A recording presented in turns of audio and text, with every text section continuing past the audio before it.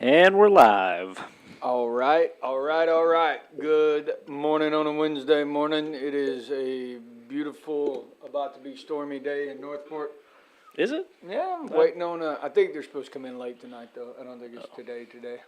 I mean, High winds, I just watered my plants yesterday. I guess I could have waited. I was going to do that as well, and then I'm like, it's supposed to dump for the next 2 days, so I figured I'd just. Well, the last I looked at it, it said Thursday. Like it was coming in Thursday, so I got, okay, I can do it Tuesday. We'll have Wednesday off, and then I won't have to water Thursday. Do you water your plants every day? I fill the soil every day, and if it feels like it needs a little moisture, I add a little moisture. Ah. So, I don't. No, I don't water every day. Some of the stuff, I guess, the stuff we're starting from like seed, I definitely try to keep What are you planting wet. this year? So we have done tomatoes, corn, 6 different peppers, and we're working on zucchini and something else that Claire has. Marigold flowers and, I don't know, azaleas. So she's going more like pretty flower-based stuff, too. Well, one of the ladies here gave me a bunch of azalea seeds, and so I planted on those. I planted those the other day, but apparently marigolds and tomatoes are buddies and should be planted together. At least that's what she has read. Fair enough. I've got tomatoes and peppers and potatoes. My wife wanted to plant potatoes. See, I wanted to plant potatoes too, but Claire did not. Yeah, I didn't want to plant them. It's worthless food for me. See, I like potatoes. So I think they're a versatile. You can use them in all kinds of different stuff. They're just delish. I planted everything I could put in salsa. I've got habaneros and jalapenos and 4 or 5 different kinds of tomatoes and. You did a salsa garden. I've got a salsa garden. I'm going to plant some okra and I'm going to plant some zucchini and squash and probably pickling cucumbers. Yeah, we tried cucumbers last year and we're going to try them again this year, but they did not do well for us last year. Mine grew like a champ, but for some reason they're yellow. Yeah, that was ours too. I'm like, did they cross-pollinate with squash? Because I've had that happen before. But it wasn't anywhere near squash because since I had that happen, I don't plant them anywhere. And then somebody was like, well, you're over-watering them. I didn't water them. We heard that too, and I was like, I mean, I guess that could be true. But even when we stopped watering them, they still came out looking like, they had a fat bottom like a pear. Yep. And they were yellow, and we could never get them to go. They never turned green. And that was me. It was kind of a weird thing with my cucumbers last year. And then my watermelons last year grew to about half size and stopped. Like every one of them. Every one of them. I remember you talking about how excited you were for the watermelons that were coming in. Yeah, I get so excited for seedless watermelons, and then I never wind up getting them. So, because for whatever reason, they pop out really quick, and then they never continue. So I mean, I could believe that. Like our watermelons got destroyed last year. Something ate them. I don't know. We never got to that stage of seeing any fruit because they just got some ant or worm or something. I got a keep cut for you. Okay. We've been talking about food a lot. We have. Well, we do. And it's a very engaging conversation because everybody has food preferences. They sure do. So everybody has opinions. The amount of text messages I got about chips and going, why didn't you include these or why didn't you include these? And I'm like, it was just 5. I only had space for 5.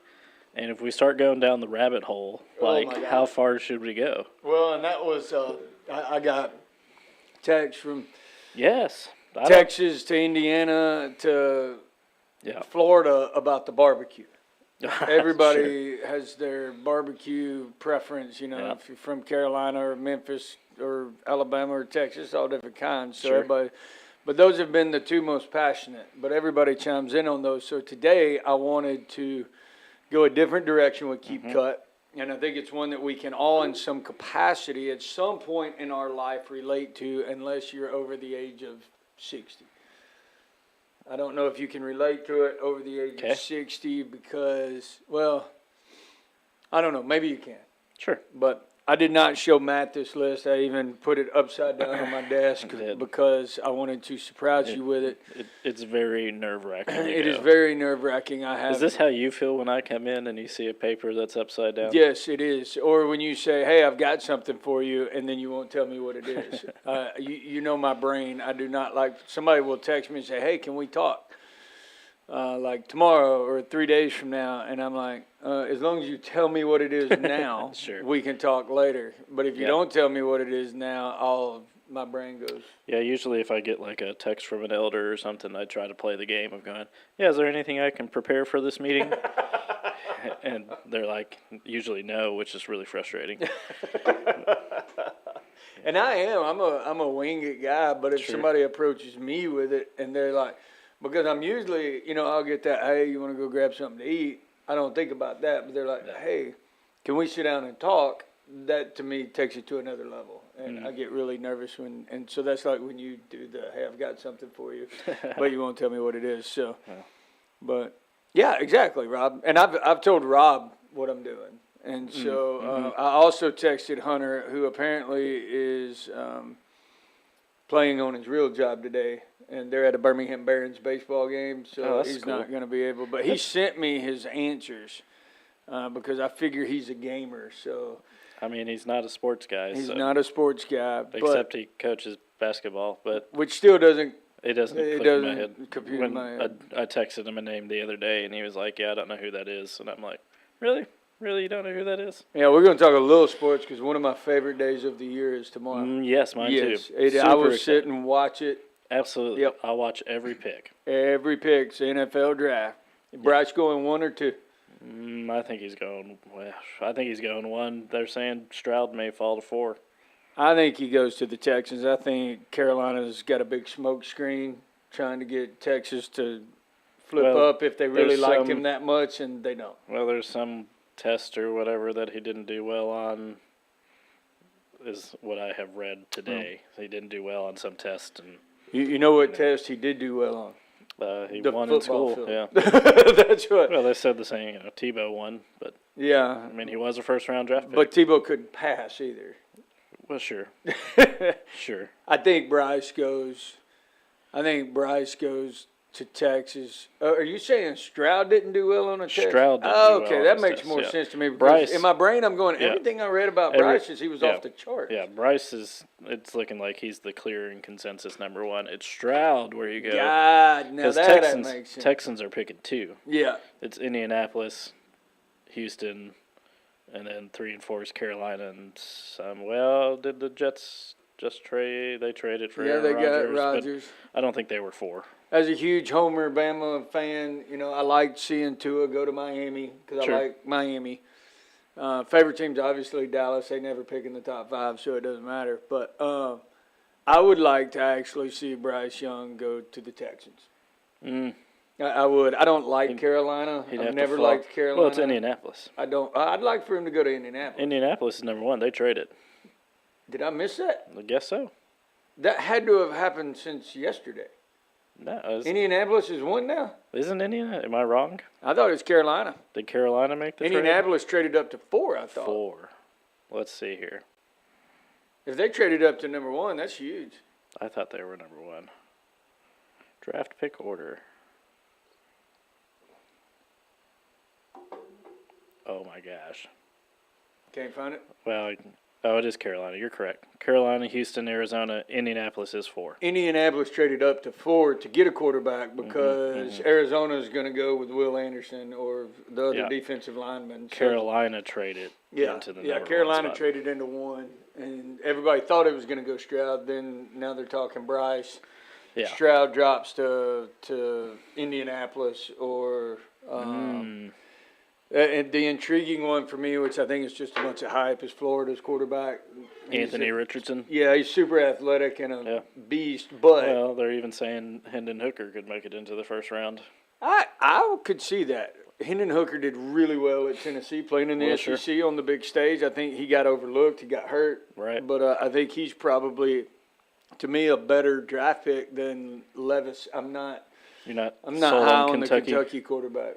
And I know if Tom hears this, he will argue with me till the cows come home. Well, I'm sure. I'm not high on him. I think he's a. I think he's who's the guy that the Jets have other than Rodgers? Wilson or whatever his Zach name Wilson. is. Yeah, I think he did well in college, but he'll be a backup. Did Zach Wilson do well in college? Yeah, maybe. I don't know. Penn State? Penn State, yeah. He won. I mean, 10, 11 games, went to some bowls. Sure. Not everybody could be Alabama and win it all.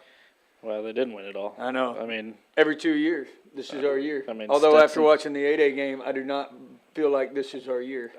I heard lots about the 8A game, but I did not watch. I hope our defense really comes through this year.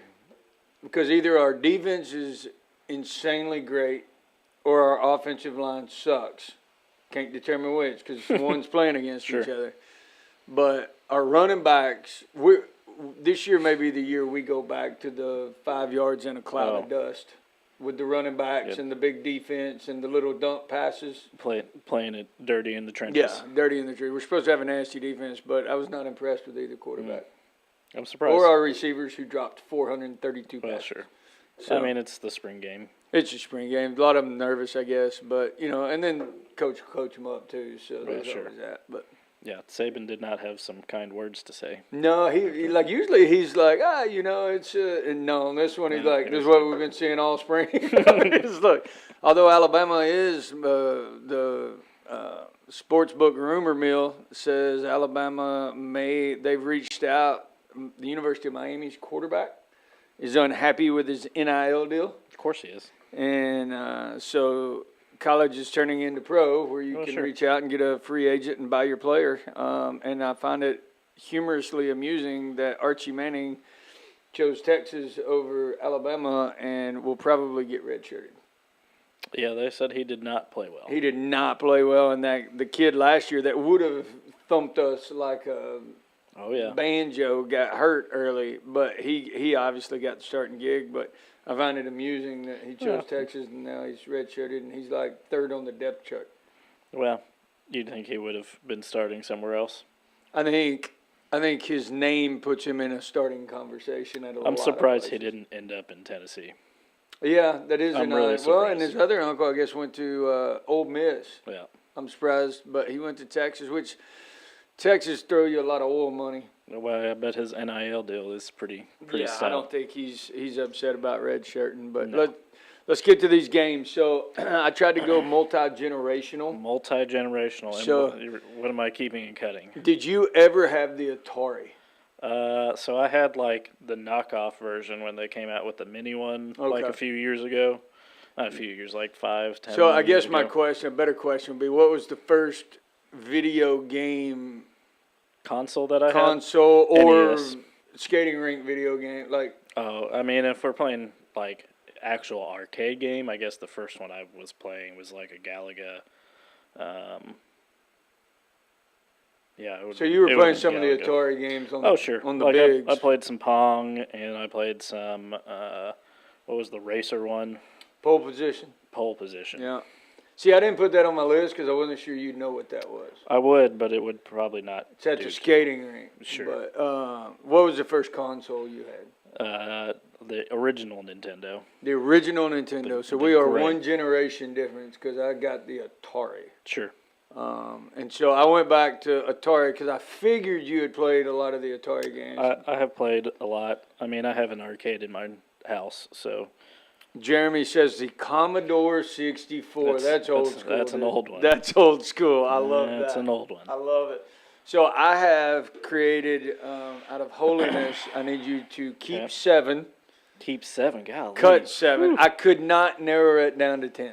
Yeah, I couldn't do it because spanning generations, I'm like, and I left some off that will be controversial. Like you said, Pong. Mm-hmm. Everybody knows Pong. Mm-hmm. But I actually really enjoyed playing Pong. Yeah. Yep.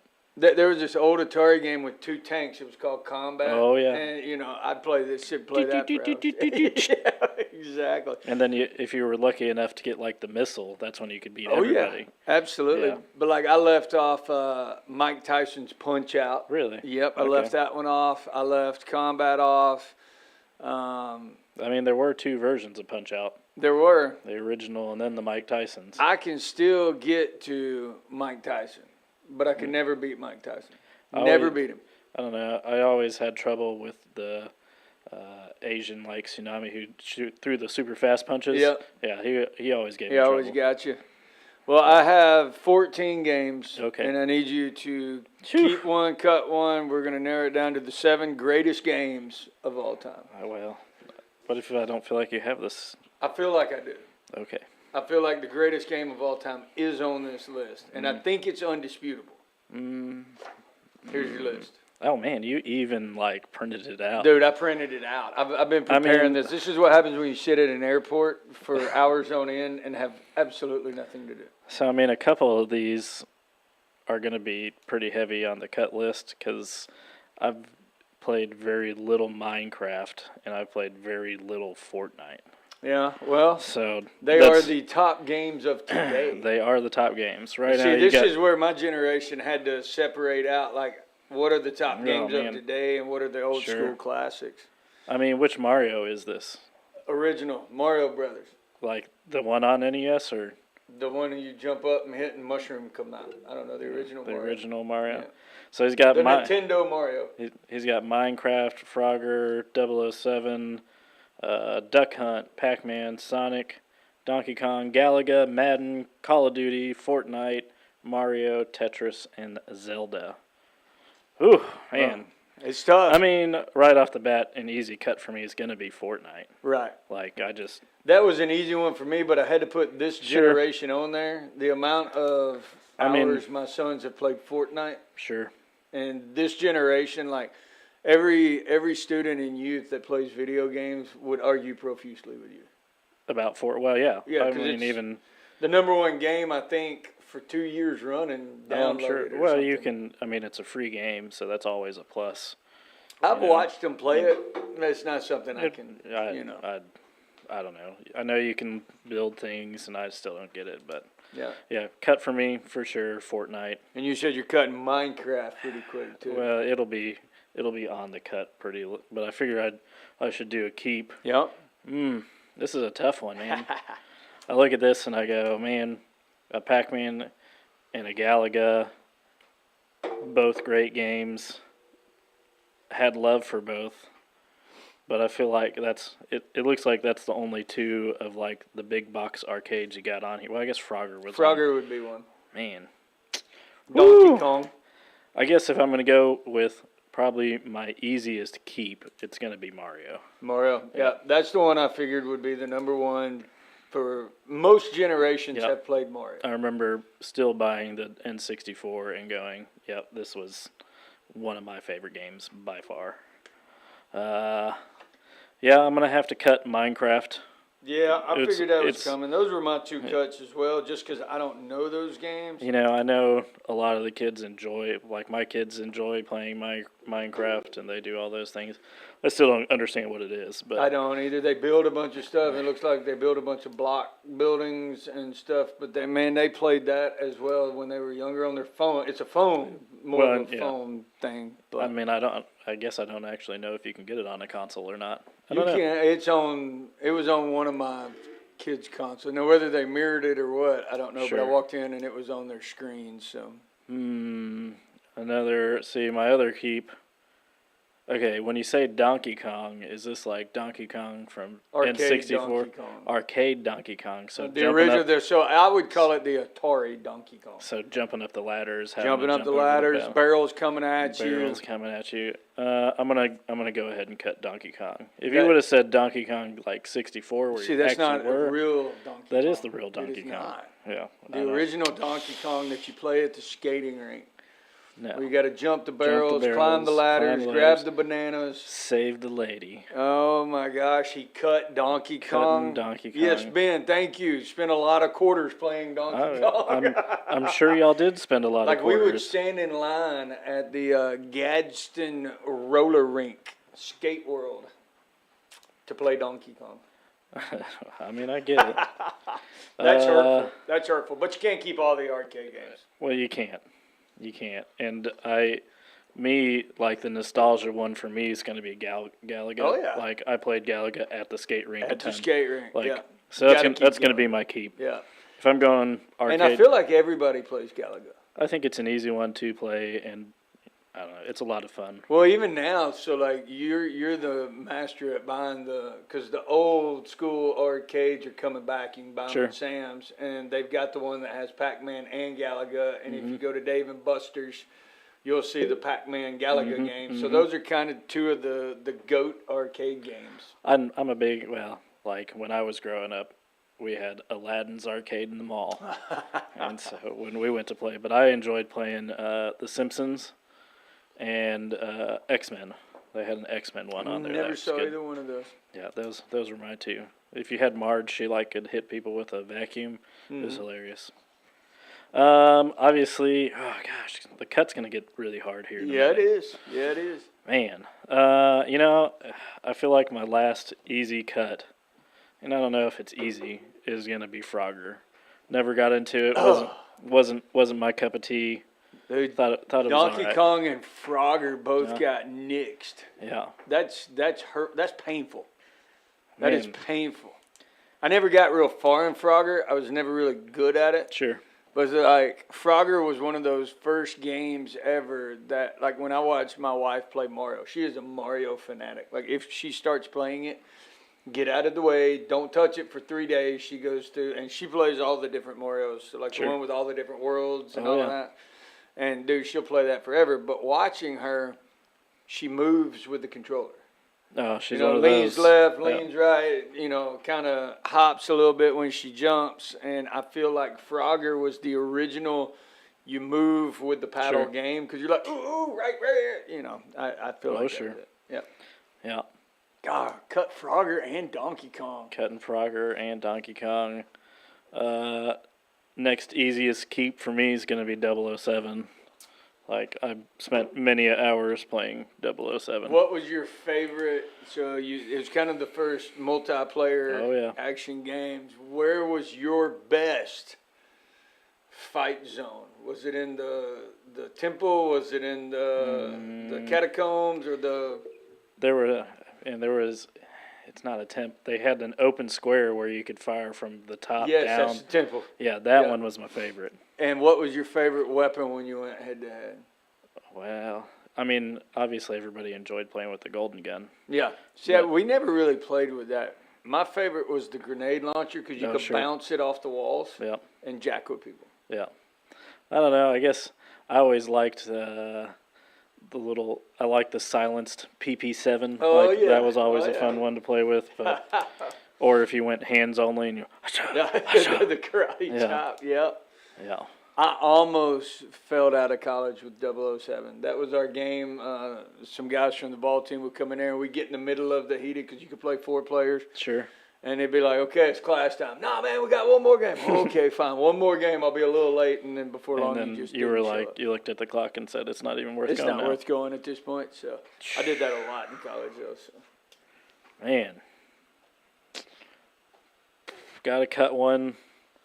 Got 4 cuts so far. Only 2 cuts away. And I don't know. This is tough. It is. Tough. It gets tougher. It gets a lot tougher. For me, I mean, I don't want to cut this one, but I don't see another one that I would cut. I don't see me keeping it above anything else. Oh, this is a tough one. I'm gonna switch my answer, and I'm gonna cut Duck Hunt. Oh, I'm gonna cut Duck Hunt. One of the first games. It was great. You'll have a lot of trouble playing it now because you don't have the old school TVs, and so there is that issue. There is that issue, but man, you're cutting Duck Hunt. I did play a lot of Duck Hunt, but with the dog. Yeah, laughing at you. You have now officially cut 3 Hall of Fame videos. Yeah, I'm not disagreeing with you. Oh my gosh. It's this next cut's going to be the hardest. That's 1, 2, 3, 4. Oh gosh, I got to make 2 more cuts. This is terrible. We'll go with the keeper, so that way you take one off. I'm going to keep, man. Oof. For me, I was a big Sonic fan. I was a Sega guy, and so I'm keeping Sonic the Hedgehog. Always been a favorite of mine. Loved all 3 games.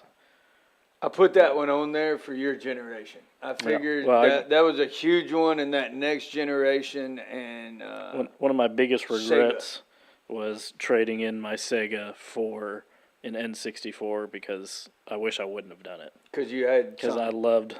Well, there's a bunch. Road Rash was a big. Oh, yeah. I loved Road Rash and see, some I other skipped ones. over that console. I never got into those games, but I knew my roommate was huge in that game, and I never really got into it. There's another game on there that he was huge on too. That's your generation.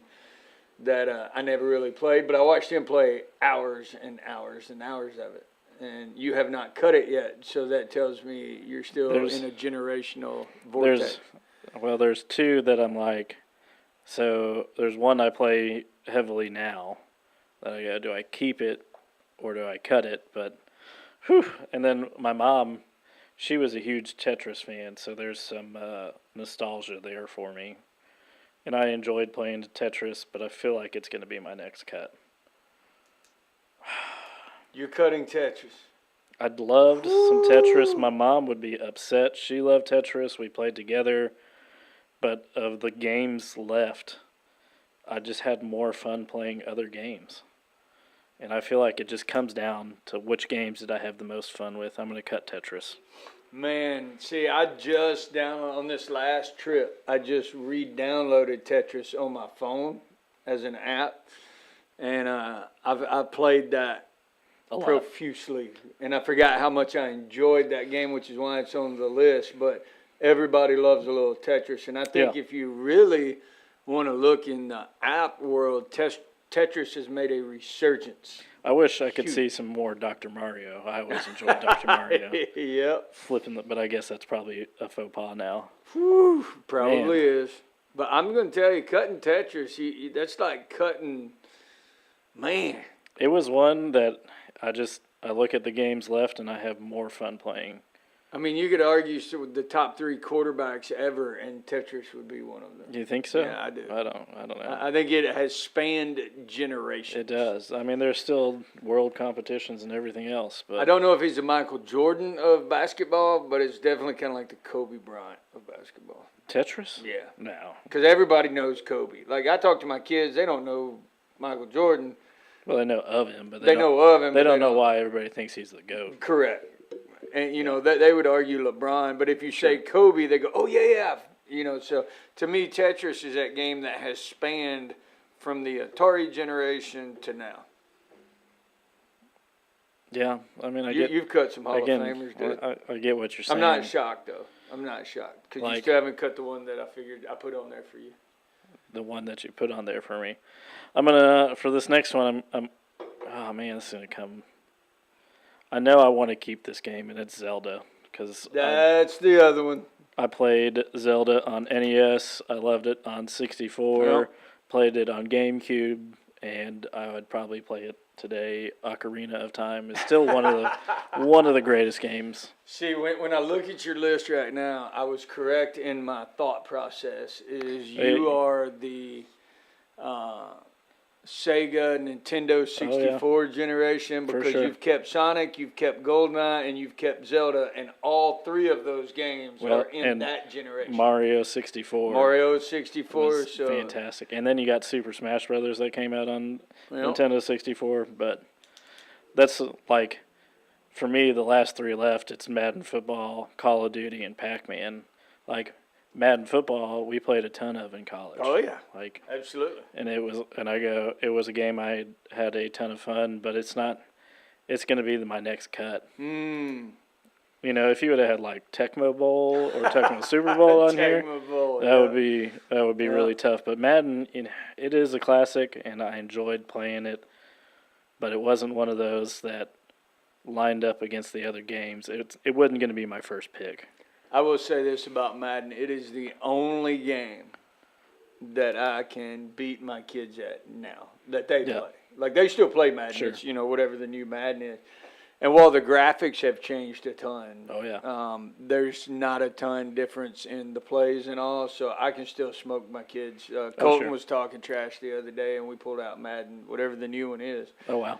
And I still beat him like a now, you can shift your offensive line and do all those little nuts. Crazy, like, I just went old school. I've got 3 plays. One of them you can't stop. So it's like NFL Blitz. Yep. There was only 3 plays. Or if you're on Tecmo Super Bowl, that's why they gave Bo Jackson only 1 play. I feel like Ben is massively disagreeing with your. He's a little older than I am too. Yeah, so he's in my generation with the Atari world and the arcade world. So I have 1 cut and 1 keep left. And you're down to what? Pac-Man. Pac-Man and Call of Duty, which I play Call of Duty now and I enjoy it. And it's one of those games. Ugh. But I don't know if it beats Pac-Man.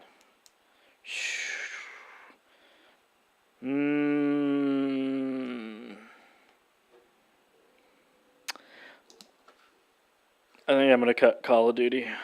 I was going to say, if you cut Pac-Man. Keep Pac-Man. Pac-Man is the GOAT of all video games. I don't know if it's the GOAT of all video games, but I'm going to keep Pac-Man. So I kept Galaga, 007, Pac-Man, Sonic, Mario, and Zelda. Yep, you are a second-generation gamer. Second generation. It's a second-generation gamer.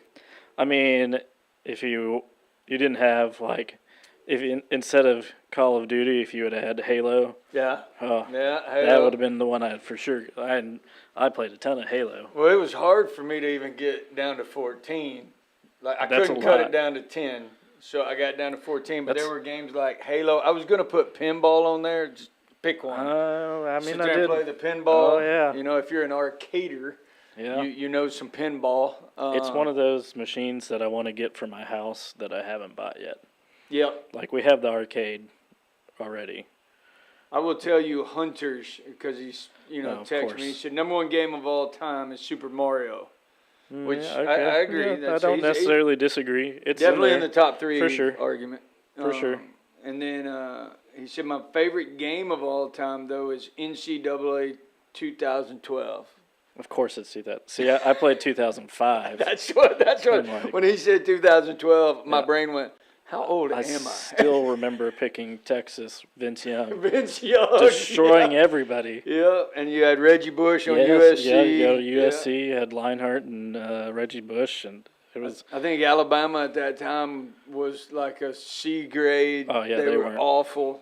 And then he followed closely by Tony Hawk Pro Skater 2. Oh, man. Pro Skater 2 was the best Pro Skater. Yeah.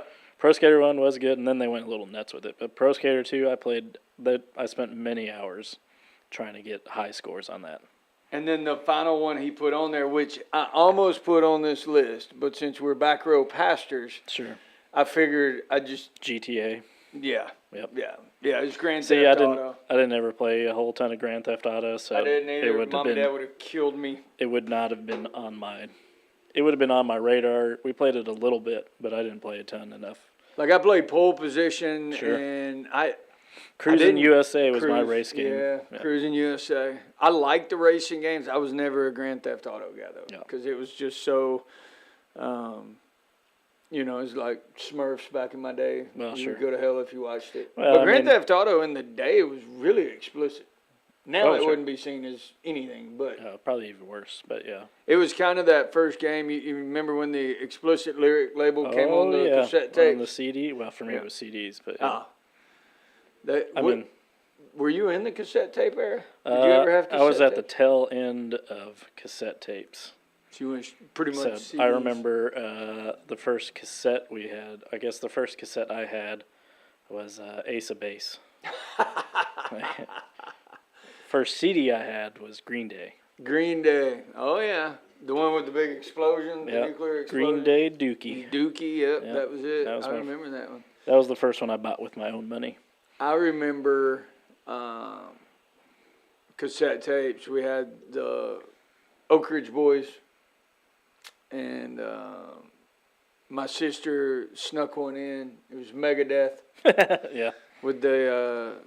zombie mummy on the front of it. Yep. I still remember that. I can't remember what I ate yesterday, but I can remember that cassette tape because I thought you're going to die if Mom and Dad find that. Yeah, my mom had records. And so we had, she had some Jimi Hendrix and some other stuff, so we would listen to some records. But yeah, cassette tapes was more my sister's. and I came in at the tail end of cassette tapes at the very beginning of CDs. See, we had a lot of records. Mom, like we had the Elvis and the Conway Twitty, all the old George Jones. We lived in more of a country music world, but I do remember an Eagles record and a Beatles records and stuff like that. I came in, I caught the tail end of 8-tracks. The big. See, huge. I have seen pictures, but I've never actually seen an 8-track. Yeah, I came in Duran, I think. I can't remember. I think that was the 8-track that I remember, or it might have been the cassette, but I remember the 8-track tapes. And I remember when we got our first computer back in the 80s, and there was, we didn't really know what to do with them, the floppy disks. But I played Carmen Sandiego. Where in the world is Carmen Sandiego? Oh, yeah. That was my first, I guess, video game that was on the computer was Carmen Sandiego. Mine was like a trucker game, and it was all like DOS bit. Oh, yeah, you had to type in the command to get it started. It was kind of like the first strategy game ever made, I think. But C:\\/ run dot. Yeah, I remember typing all that in, and now one of my friends, I won't say who he is because I don't want to call out Shane on our podcast, but he still has an AOL email address. It's really impressive. Yeah. I think it was him because I looked at it the other day. I wasn't, because mine auto-generates and he's on a lot of them because he's an elder. But then I got to look and I'm like, does that even still exist? He has a really old phone too and complains about it a lot. Yeah. And, Yeah. Yeah, it is what it is. AOL and DOS. All right. So you have kept Galaga 007, Yep. Mario, Pac-Man, Sonic the Hedgehog, and Zelda. I agree with 4. I think you kept the 2 of the top 3 of all time, which is Pac-Man and Mario. And I would agree with you on GoldenEye because I played it so much in college. Could still play it and would enjoy it. And Galaga's a classic. I look at all of them and I would play them today and not be upset about it. Yeah, I could still sit there and play it. Most of those games I would play today and not be upset outside of Minecraft and Fortnite. Those are the 2 I just don't know. I played Fortnite a couple times and just never could get into it. So I wasn't a Sonic or a Zelda. I'd have cut Fortnite, Sonic, Zelda, and Minecraft. Man, but I'd have kept Tetris. Tetris was a hard one for me to cut. It has a lot of. It has a lot for me because I remember my mom playing. And she used to give me the controller that wasn't plugged in when I was like, a little kid. Oh yeah. And so she could play and I could play, but I would never mess up the game. But see, Mike and me must be in the same generation. He his first cassette tape was, and this makes me laugh because it's kind of one of the great hair bands that are always forgotten. Sure. And it's Twisted Sister. Oh yeah. Oh yeah. Stay Hungry. He said he bought it at Walmart, but his mom had an Olds Cutlass, and my parents drove an Olds Delta 88. Oh, yeah. You could fit at least 43 dead bodies in the trunk if you needed to, but you could also crawl into the back window and lay down if you wanted to. But you could run over anybody because it was all steel. It was a tank. Yes. It was a tank. But he said that Cutlass had the 8-track player. And he had to buy the adapter to play it in the car. I mean, I remember cassettes. I had the adapter for my CD player, but yeah, I don't think I've ever actually seen and held an 8-track. Like I've seen them in pictures and like shows and stuff, and I could identify it, but I couldn't. I don't know. You know what we need to bring back? We did that series Old School. In Texas. No, we did one I'm here. talking about Playlist. Oh yeah. We did a series in Texas called Playlist, and we went to the edge with that one. There was one that was, I thought some people were going to walk out until they heard the message side of it. Sure. But Lords was playing the Royals. Yep. But they, our worship team would sing secular songs, and then we would preach a message around it. Yep. And the Royals, we Michael talked. Jackson. Oh yeah. And I can't remember. Life is a Highway was one of them. Yeah, and we tried to take one from each genre of music. But the Life is a Highway was kind of our classic rockish one. But We should bring that back. I think our congregation's ready for it. I feel like, and we've talked about doing playlists for a couple of years now. Yep. And I think I have a great bumper video for that. Really? I do. That scares me. Why? I don't know. You remember the old iPod commercial when they first came out? The old iPod, and it was like really bright background, and the white person was just dancing. Mm-hmm. Like, I think we could recreate that with our congregation. There you go. Put it on the list. That'll be our first series back from. We got revival that month in August. What a great time for What a great time. Our band will be up and jamming and ready. And I think they'd be great at it because we have a bunch of gig band. Oh, yeah. And our worship team are probably, in my opinion, and I've heard a lot of the great ones, I definitely think they're in the top 3 in this town, Tuscaloosa. I mean, it's hard to compete with like a Highlands because I don't even put them in our You're saying worship team. Yeah, our worship team. Yeah. And so I think they could pull together any song we threw at them. I'm always surprised when I walk in there and I go, that was really good. Like this past Sunday, I can't remember what they were singing, but I looked at them and I went, it's the first time I really feel like they really harmonized together. Mm-hmm. And I went, this is different from 6 weeks ago when I heard it. Yep. I think every week, and I tell them this, every week I think, man, it can't get better. Like they're going to take a step back at some point, and they never do. They're playing at a high level right now. I did like watching Mike drum. I tried to get some pictures, but he kept hiding behind his cymbals. But watching him drum and his facial changes was great. And I went, there's a guy who really enjoys, and I just wanted to go, what did those cymbals do to you? Because you were beating the heck out of them. I am shocked our drummers don't bust more heads back there. And maybe they do, and I just don't know. Mm-hmm. I don't look at their budget. But what's fun for me about our worship team is I look on the left side of the stage, and I see a Rush Smith who is 70. Sure.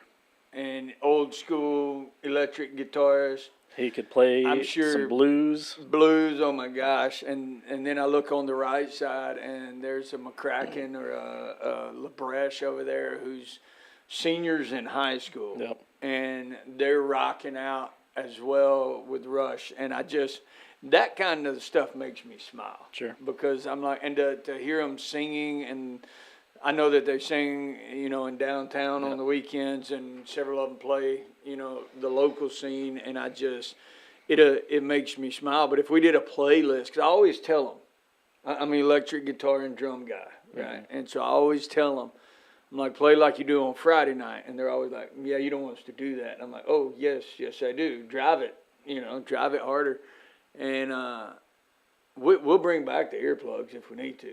Absolutely. I got no problem with that. But, they're doing a great job, and it's fun for me to see the multi-generational. Absolutely. And I think I'd like to hear them play on playlists. We just pick 4 songs. I wouldn't have done that series pre-COVID.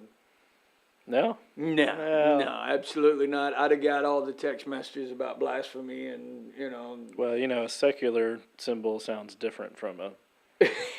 yeah, correct.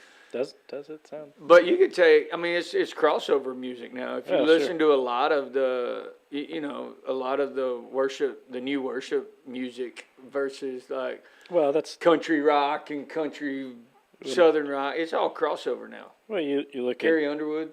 10 years ago, I feel like worship music was all power ballads. Oh, yeah. Yep. Good Father. Wow, 2000. All just like 2005. And now I feel like it's changed a little bit and it's catching up. I always get frustrated because I don't understand why a worship song can't be #1 on the Billboard charts. Because I go, worship songs and Christian music can do the same thing. Oh yeah, absolutely. They just won't. It's and I movies. Don't get it. Yeah. It's movies. I think some of the movies that have come out. Now, obviously, you've got the blockbusters like Passion of the Christ. And sure. You've got the, what was the other one? I saw Jesus Revolution in Walmart the other day. Did you see it? I haven't seen it yet, but... I still have not seen it. I'm waiting on it to come out on Prime, and for whatever reason, Prime's not releasing it. It keeps saying you can pre-order it, but usually, after it makes a run in the theater, they'll put it on there. Right. And they put I didn't watch it, but it and Cocaine Bear came out at the same time because they were battling back and forth for number one. And the Bear one came out. Sure. But the Jesus Revolution didn't come out. So I'm still wanting to watch it. Yeah, I saw it on DVD at Walmart and went, huh. The crazy thing about Christian movies to me is, and it drives me insane, is they'll put a Christian movie like this one out there. Sure. It'll sell out theaters all over the place. It'll be ranked number one. They've got very little budget compared to the, it doesn't cost them $200 million to make the movie. It'll pack out theaters. It will be number one for that week or two, but Hollywood just stays away from Christian movies. Well, you kind of saw it. They dabbled their foot in. You had, a big blockbuster film. There was the Exodus one with Christian Bale. Noah with Russell Crowe. Russell Crowe in it. And so they tip their, it's all been Old Testament. Yeah. Which, you get some big movie-like stories from Old Testament. I think people are, the whole of America is comfortable with the Old Testament. Sure. Like you could talk about God. You could talk about Old Testament story. You could talk about Moses and Noah and all that. And everybody just kind of, but you throw Jesus in there and all of a sudden it changes dynamics. I feel like Old Testament God is like a dad, and New Testament God is like a grandpa. That's it. Like, Old Testament God had to be in it. He didn't have his son to handle it, and he gets to. New Testament God gets to be the grandparent, and he goes, "Here, let me feed you all the chocolate that you can, and then I'm sending you off." I still remember walking in Branson, and my two kids are sitting at my mom's table at 7 a.m.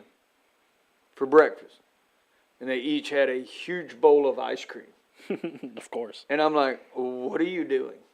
And she said, "They wanted ice cream for breakfast." I said, "You would have killed me." She said, "Well, I'm not mom to them. I'm grandma. Right. This is what we do." And I was like, "Correct, it is."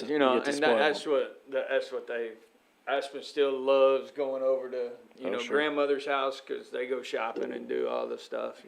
Yeah.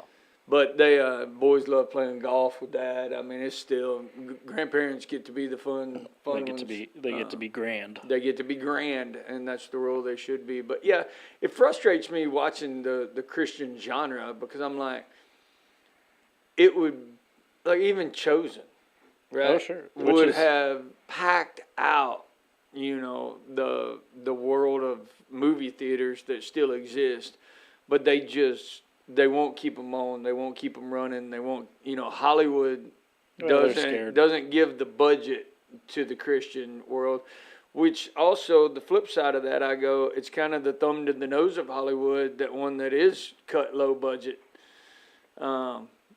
still rock, your biggest Hollywood MGM movies. They're competing head to head. Jesus Revolution and that one's competing head to head. But man, I remember Fireproof. Oh, yeah. Kirk Cameron. Yep. Great. After the first 20, 25 minutes, you forget how bad the overall acting really is. Oh, sure. But a super low budget film. But that movie to me is the epitome of Christian films. Great storyline, great message, wholesome family entertainment. But just didn't have the budget to. Sure. Well, Facing the Giants. Yeah, another one. Facing the Giants. That was a good one, and it's all done by that same studio. But if you look at that studio, though, what you've seen over the years is they've gotten better at what they do, which means they've probably gotten more budget. Well, they put one out, made a little money, did something a little better. And they're out of Georgia, right? Oh, I don't know. I think a church of some kind, because that one older guy's always in them, and he's the pastor of this church. Right. And but I think they're out of Georgia somewhere, which is, you look at where movies are made, it's kind of the Hollywood, Austin, but. Yeah, I look at it and I go, they've come a long way. And obviously, as technology gets better, cameras and things like that get cheaper. Oh, yeah, absolutely. So you're able to afford more quality. And you can do those things, and I think people are just getting better at what they do. Yeah, they are. They're getting a lot better at what they do. Rob, to to welcome you to the party. Yes, we spoke about pole position at the skating rink. It did not make the list, but we did talk about that as probably one of the better racing games around. Because you could drive it with the stick too. That was the fun part. But talking about movies, I really want to see that Jesus Revolution, and it got a little controversial in my world anyway. But again, not controversial with society or culture. They're talking about the man. You're talking about it got controversial with me with the religious people. Sure. And that's another reason Christian movies drive me nuts is it twerks the Pharisees off. Well, sure. And I'm like, dude, can you not just like, Paul said, it doesn't matter whether they preach in whatever reason that they're doing it, at least they're hearing about Jesus Christ. I think Paul would have flipped out in today's culture. Think so? Yeah, with this religious, denominational crap. But I mean, it was going on back then. But it's like they want to tear it down because the guy lived a troubled life. And,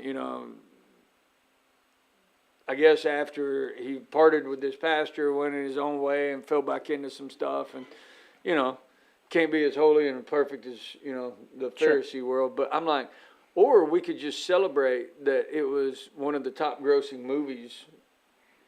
Well, it helps you to remind, it's a great reminder that Christianity's not dead. There's another one now that you said that God's Not Dead movie when it came out. Oh, yeah. I have still not watched that movie. Well, you got the text at the end. Yeah. My phone would get blown up. And I went, okay, they took a group to go see the movie. I got it. God's not dead. Text it to your friends. Yeah. Yep. I did get those texts, but it's kind of like, our Morning Manna group is going through Chosen, and they're going to start a small group, I think, in the fall. Yep. Chosen, and I feel like I've watched Chosen because they send me a bunch of stuff on it. And I feel like I would love to watch this show. But I just don't watch TV much anymore. Now that it's up to 3 seasons, I go. And that's another thing is I have lost my roots of watching a show and having to wait till the next week to watch the next one. Oh, sure. Now I won't even start a show. You'll wait. I say that. I started one last night, but I'll wait till there's at least 3 seasons. Yeah, there's a couple shows that I have started that I go, all right, I can wait till next week to see the next one. I started watching a show called Night Watch. I don't know that one. It's so far it's clean. It's just one of those. Did you ever watch the one with Kurt Russell where he was the guy that was left to be the president? They always have one guy who they put in a bunker for the continuation. It wasn't Kurt Russell. It was Kiefer Sutherland. Kiefer Sutherland. Yeah. Yep.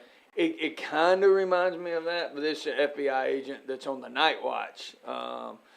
And, I mean, it was a good opening, but it's only got the 1 season. It came out this year. And I typically wait for 3 seasons because once I start watching a show, I don't have a ton of shows to watch anymore. I just binge watch. We don't even have, we're all streaming at this point. Yeah, we are too. I cut the cord. Yeah, I don't have a cord, so to say. And I don't like watching Fox News anymore. So really the only reasons I kept DirecTV for a long time was football season. Right. But now. And Fox News. Because I would watch Fox and Friends in the morning, and then there were a couple in the evening I liked. But they have now cut everybody from them that I ever watched. Sure. And I would watch Fox and Friends in the morning, but it's not worth the $200 a month for me to watch that crap now. Roku, if you have a Roku TV on their app, they have like Newsmax, and they have those. Yeah, they've got the news. And so you can go, if you want to watch right or left, they got them both. They got them both, but I got YouTube TV to watch football, and then I cancel it at the end of football. Yep. Because you can catch any game you want on football, and I really just want to watch the Bama games. And so now that I don't have to pay for that, but there's a channel I want to get mostly for my daughter because they watch the Hallmark mess. Oh gosh! But what is PureFlix? Oh yeah. I feel like that is the epitome of Christian movies to me because some of them I look at and I go, that looks really good. And then others I look at and I'm like, oh, we're back to the cheesy 80s. Cheesy. Yeah. Yes. So it's just kind I of. did watch one Christian. It was called Small Group, and it was about a guy trying to expose church small groups for the hypocrisy they are, and then he ends up getting baptized and becoming a Christian. But I went, okay, that's pretty clever. Yeah, it's Case for Christ with Lee Strobel trying to prove, or it's David Limbaugh, who's an attorney that was putting a case against Christ, end up going, accepting Christ, and then, Yeah, I like David Limbaugh's book. I feel like his isn't the case for Christ. No, that's Lee Strobel. I can't remember what his Yes, is. correct. It's sitting on my shelf. I can see it on the shelf right now. But I enjoyed his book, especially like the first chapter and him laying out how he's a lawyer. It makes me think of Luke. Yeah, he does. And going, hey, I'm a doctor, and this is why you can. Takes it from and that would be something I think you would like, is because it takes it from a more analytical, like step by step. I wish Peter had written one of the Gospels. Sure. Like bird's eye view of him, but he's still by far my favorite New Testament character outside of Jesus, just because it gives me hope. Because he was an idiot like I am sometimes, and he ran on emotion. So, but yeah, that David Limbaugh book is a great book too, which I feel like Christian books do really well. But Christian movies, I just kind of go, Well, you could look at it, we have a Thursday night group, and we just finished a book, and Claire has given it to 3 ladies at her school. Oh, wow. And she goes, and they're all going through some marital issues and things like that, and she goes, well, here's a book, and it's just impressive to watch. And it's an older book, and so I go. But it is. It's an older book that is still, like when we do the marriage class thing, the Better Forever, it's still what we use. I haven't seen a better one come out. Sure. Than that one, and that one probably changed mine and Cassie's marriage back in the day. It's actually how we met. Yep. But that small group, I still remember. I'm like, you want us to go to what? But I do think that, especially in marriage crisis stuff, Christian direction is far better, just in practical actuality of making a marriage better, than the secular stuff has. Well, sure. I feel like I think the biggest difference is in the Christian side of it. They go, we want you to stay together no matter what. Like, that's the goal. And in the secular side of it, I feel like they go, well, if you guys are right for each other, you guys should stay together. Well, and I loved, so I was at that conference with the Focus on the Family. It's National Institute of Marriage. And he made a comment, because it was a whole bunch of therapists in there. I was kind of the duck out of water, but there were a whole bunch of therapists in there. But I used that program, so I wanted to see what the new techniques of the program were. But he made a comment, because it's really hard to get in there. And somebody had asked him, like, do y'all have an intake process? He goes, oh my gosh. And I've seen the paperwork. I mean, it's like a catalog that you got to fill out.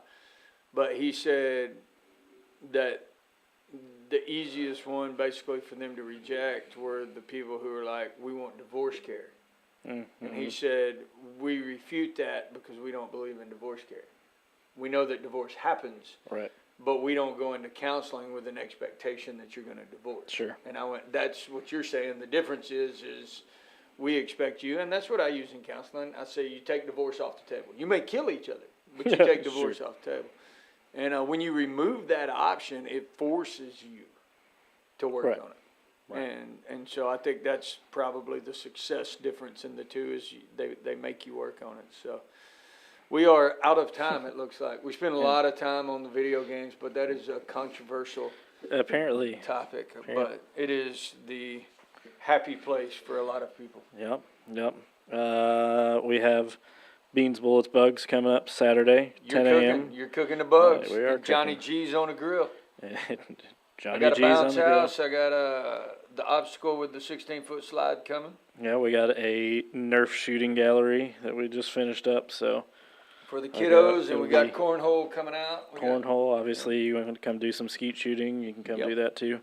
And then Sunday, I guess it's the last message of It is. the I Big C. extended it 1 week because I did not figure with all the people joining and getting baptized that we could fit Sure. salt and light in the same Yeah. message, and we Talk couldn't. about a great Sunday, by the way. 10 people getting baptized. Man, I walked back there and saw them all the way down the hall, and I was like, wow. Yeah. And the past 2 or 3 times that they've joined, I've turned Yeah. around the stage being full.